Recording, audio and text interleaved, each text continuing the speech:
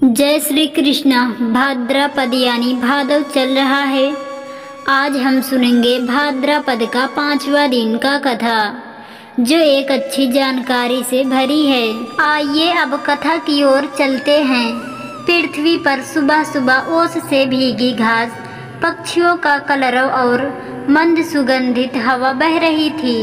आसमान हल्का सुनहरा था, मानो सूर्य देव स्वयं इस दिन को आशीर्वाद दे रहे हो। नारद मुनि अपने 4 दिनों के अनुभव और संदेश लेकर पृथ्वी के एक छोटे से गांव शिवपुर में पहुँचे। गांव की हालत ठीक वैसे थी जैसे सत्यपुर और विजयपुर की थी।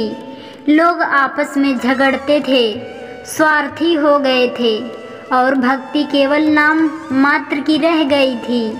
मंदिर में पूजा तो होती थी, लेकिन प्रेम, सेवा और संयम का भाव गायब था। नारद जी ने गांव के लोगों को मंदिर के आंगन में बुलाया। उनकी वीणा की ध्वनि सुनकर बच्चे, बुजुर्ग और महिलाएं भी धीरे धीरे इकट्ठा हो गए। सबको जिज्ञासा थी, ये दिव्य स्वर कहाँ से आ रहे हैं। नारद जी ने मुस्कुराते हुए कहा, प्यारे लोगों, मैं तुम्हें पिछले 4 दिनों की अमूल्य सीख सुनाने आया हूँ। अगर तुम इन बातों को अपनाओगे तो तुम्हारा गांव, तुम्हारा घर और तुम्हारा मन सब बदल जाएगा। उन्होंने सबसे पहले सुधा की कथा सुनाई, जिसने तीसरे दिन करुणा का दीपक जलाकर पूरे नगर का उद्धार कर दिया था। गांव की कुछ औरतों की आंखें भर आई। उन्हें याद आया कि उन्होंने कई बार भूखे को बिना भोजन दिए लौटाया था। फिर उन्होंने राजा अमर शक्ति की कथा सुनाई, जिसने चौथे दिन अपने क्रोध और अहंकार को जीतकर सच्चा राजा बनना सीखा। कुछ पुरुषों ने सिर झुका लिया। वे जानते थे कि उनका गुस्सा घर के रिश्तों को कमजोर कर रहा है। नारद जी ने कहा, भाद्रपद का 5वां दिन केवल सुनने का नहीं, करने का दिन है।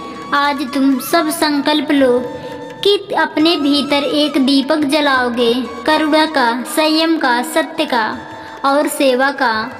लेकिन यह दीपक सिर्फ आज के लिए नहीं, बल्कि पूरे जीवन के लिए होगा।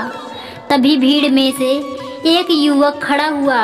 उसका नाम था विनय। उसने कहा, मुनिवर, मैं यह दीपक जलाना चाहता हूँ, लेकिन मेरा मन संदेह से भरा है। मेरे जीवन में इतने कष्ट हैं, क्या मैं सच में बदल सकता हूँ? नारद जी मुस्कुराए। विनय, अगर तूने पहला कदम उठा लिया तो ईश्वर 100 कदम तेरी ओर बढ़ाएंगे। परिवर्तन किसी एक दिन की पूजा से नहीं, बल्कि हर दिन के छोटे छोटे कर्मों से आता है। आज तू बस किसी एक व्यक्ति के लिए अच्छा कर दे, यही शुरुआत होगी। विनय ने उसी समय तय किया कि वह गांव के सबसे गरीब परिवार को अपनी कमाई का आधा हिस्सा देगा। उसकी इस बात से बाकी लोग भी प्रेरित हुए। कुछ ने गरीब बच्चों को पढ़ने का, कुछ ने मंदिर की सफाई करने का और कुछ ने आपस के झगड़े खत्म करने का संकल्प लिया। जैसे जैसे लोग अपने अपने संकल्प लेते गए, मंदिर का आंगन मानो प्रकाश से भर गया।